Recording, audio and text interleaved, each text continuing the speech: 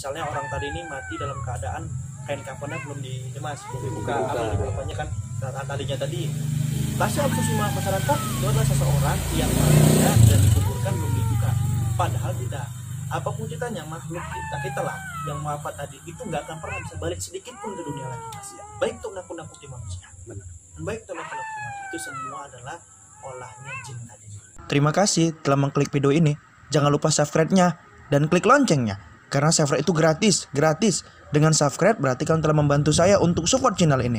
Karena jika channel ini berhasil, kita akan membantu orang yang tidak mampu. Selamat menonton sobat. Assalamualaikum warahmatullahi wabarakatuh. Kembali bersama kami di channel Fakrul Malum Jati, tempatnya bertukar pikiran dan bukan saling menyalahkan. Nah, kembali lagi bersama saya Firman yang sering disapa Mas Sen dan teman saya Rizwadi Akbar. Nah, di sini kita udah ada narasumber yang seperti biasanya yang episode kemarin itu masih bersama orang halus. Kita membahas wangi-wangian, masih seputar misteri ataupun makhluk-makhluk astral. Nah, teman-teman sendiri sering itu ya mengalami ataupun mencium suatu wangi-wangian di tempat astral yang dikenal angker gitu. Nah, begini Mas ya, malam hari ini Mas kita kan mau bahas wangi-wangian Mas. Apa Mas gitu. Nah, itulah teman-teman sering juga tuh, termasuk saya ataupun teman saya mengalami gitu wangi-wangian seperti wangi bunga-bungaan gitu Mas. Itu sebenarnya itu apa sebenarnya itu Mas? Oke Mas, sebelumnya Assalamualaikum warahmatullahi wabarakatuh. Terima kasih untuk channel Fakrul Malum Jati yang telah mengundang saya di sini sebagai narasumber. Kita semua kan pasti pernah mengalami lah, kita mencium sesuatu di tempat-tempat tertentu padahal tidak ada bunganya Mas ya. Iya. Biasanya kita lagi tempat-tempat yang angker atau di rumah kosong, tiba-tiba kita mencium wangi bunga yang memang sendiri tidak ada bunganya Mas ya. Iya, benar. Sebenarnya tuh respon itu adalah respon makhluk gaib terhadap seseorang melalui penciumannya Mas. Jadi kalau seseorang tadi merasakanlah mencium wangi-wangian jenis bunga Mas, itu hampir rata-rata itu jenisnya kuntilanak Mas. Kuntilanak. Ya, ini ada lagi nih Mas. Kalau dia wanginya tuh amis, baunya amis gitu, itu amis, seperti darah gitu Mas. Iya, seperti itu. Amis, seperti darah ya Mas. Iya. Berarti seperti darah. Itu biasanya kalau kalian itu mencium wangi amis seperti darah, ingat tadi saya bilang ya, ketika kalian mencium bau wangi-wangian bunga, itu adalah makhluk gaib yang di sekeliling kalian itu kadang belum hadir makhluknya. Biasanya dia tuh menitipkan atau dia memberi tanda dulu. Wih, ini kok wangi bunga ini ya? Ini makhluk apa? Ini makhluk jenis apa? Seperti ini. Nah, itu berarti kan makhluk kuntilanak. Tapi dia belum hadir kan Mas. Istilahnya auranya masih di situ. Masih istilahnya otak langsung merespon bahwa ada makhluk gaib. Ketika kita tiba-tiba mencium, setelah itu mencium bau tiba-tiba kayak amis darah. Itu hantu jenis apa sih? Hantu makhluk seperti apa? Itu adalah makhluk seperti kuntilanak tadi Mas. Tapi dia udah dekat dengan kita Mas. Artinya ketika kita mencium bau wangi-wangian terus diganti dengan wangi darah, amis darah, itu seperti makhluk gaib jenis kuntilanak yang udah dekat kali dengan kita. Bahkan di sebelah kita Mas, sekitar kita. Iya. Jika amisnya terasa macam amis bau nanah gitu, itu apa ada perbedaan juga dengan amis darah itu? Ada Mas, ada perbedaan sedikit Mas. Ketika lupanya Mas itu mencium bau itu lebih nyengat lagi Mas. Bahkan tuh amisnya nyengat lebih hangat dari amis darah. Itu adalah baunya sosok makhluk pocong Mas. Jadi baunya tuh menyengat Mas. Hampir kita gitu menciumnya Mas, rasanya itu mau muntah Mas. Itulah reaksi yang timbul dalam tubuh kita. Berarti itu sosok makhluk jenis pocong Mas. Ada rasa ke reaksi tubuh juga Mas? Iya, benar Mas. Mungkin teman saya ini ada pengalaman juga mencium wangi-wangian apa gitu. Mungkin ada pengalaman ya. Saya pernah Mas di rumah gitu kan, lagi sendiri jam sekitar malam itulah. Tiba-tiba tuh kecium baunya kayak bau gosong kali gitu Mas. Tapi saya cek tuh nggak ada yang terbakar atau apapun, nggak ada. Saya keluar rumah tuh nggak ada apa-apa. Bau gosongnya super gitu. Bau. Oke, ini pertanyaan cukup bagus. Ini biasanya sering dialami oleh, maaf cakapnya, yang sering ngalami mama sekarang ini. Hampir yang keciuman itu rata-rata mama atau perempuan. Biasanya dia itu merespon otaknya atau makhluk gaib tadi, maaf cakap mas, dia itu mau menakut-nakuti atau dia itu mau mencagili kita, tapi jarang laki-laki masih kayak gini. Pasti perempuan masih mencium, gampang menciumnya. Itu hampir semua mas.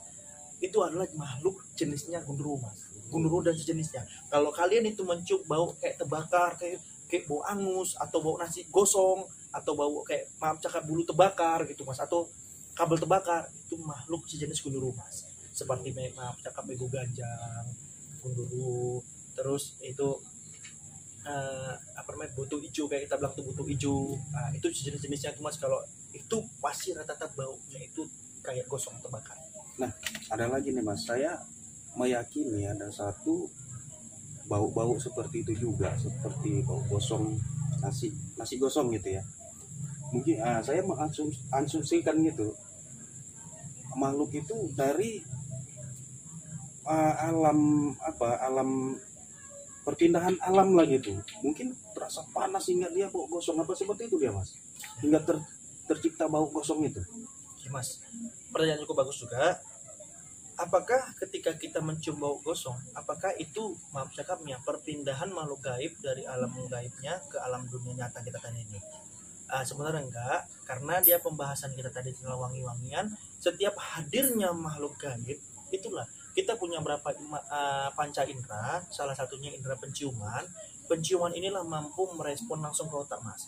Ketika kita mencium, wangi bunga, wangi gosong, karena kita udah dengar sehari-hari nih mas ya, bahwasannya bau gosong adunya jenis ini, aduh jenis ini. Sebenarnya kalau mungkin di luar Indonesia mas, mungkin maaf cakapnya di luar Indonesia seperti Malaysia, baik Thailand ataupun di Singapura mas, belum tentu sama yang kita rasakan tadi mas, karena otak kita tuh udah ditanamkan dari dulu mas. Setiap kita mencium bau ini pasti merasakan hantu ini mas. Ada sugestinya. Ada sugesti sebenarnya mas. Mas. Jadi yang makanya saya benarkan, ketika kalian mencium bau gosong itu pasti hantu gundurwo dan sejenisnya.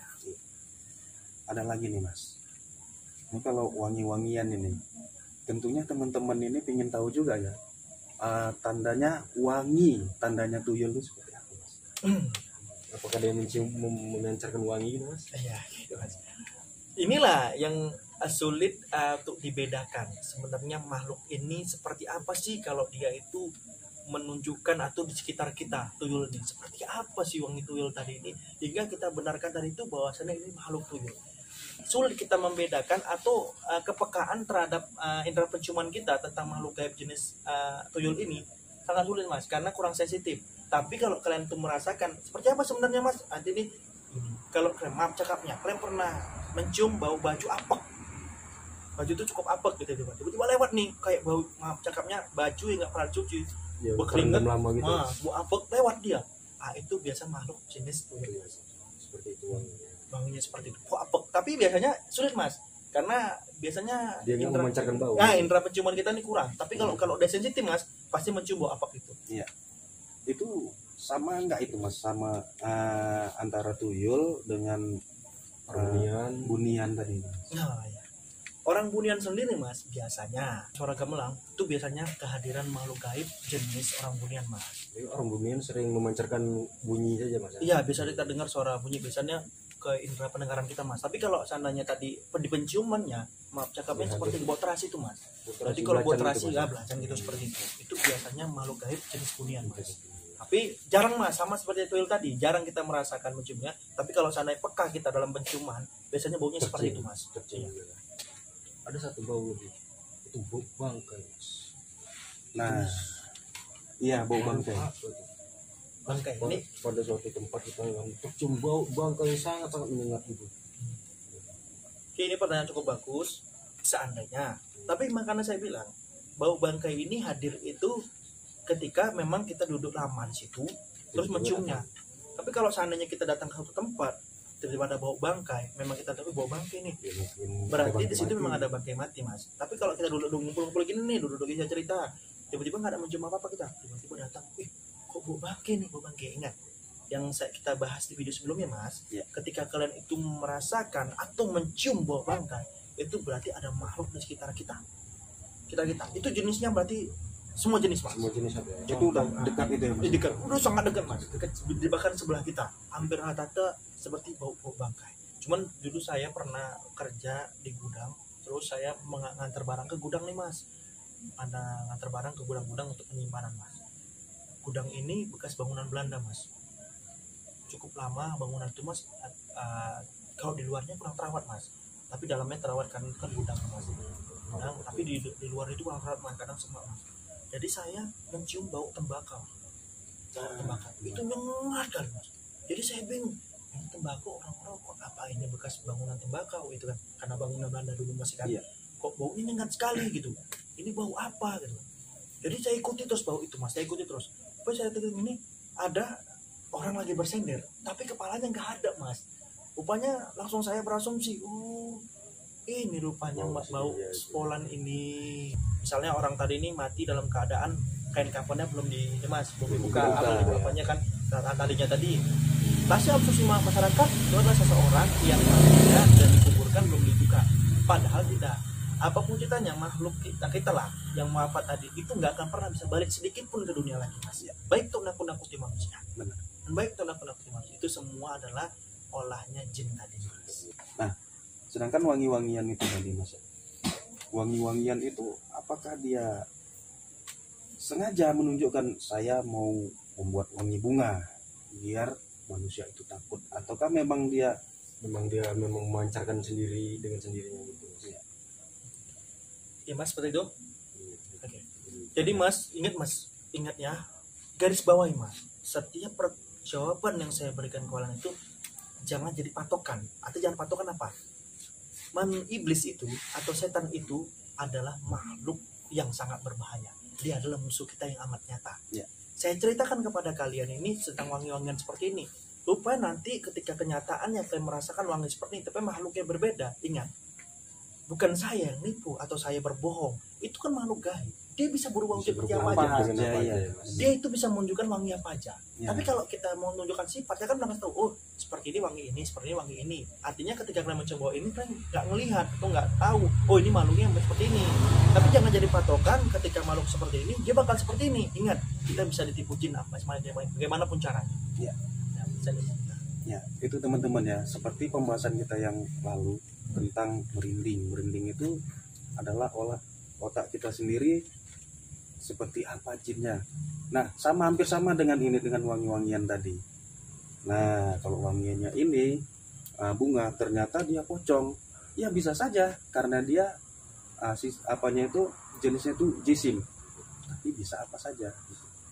Ya bukan gitu ya Mas ya? Iya benar Mas. Jadi karena dia sifatnya dia tubuh dalam, dia nggak pakai tubuh kasar seperti kita, dia bisa berubah wujud apa dia yang suka.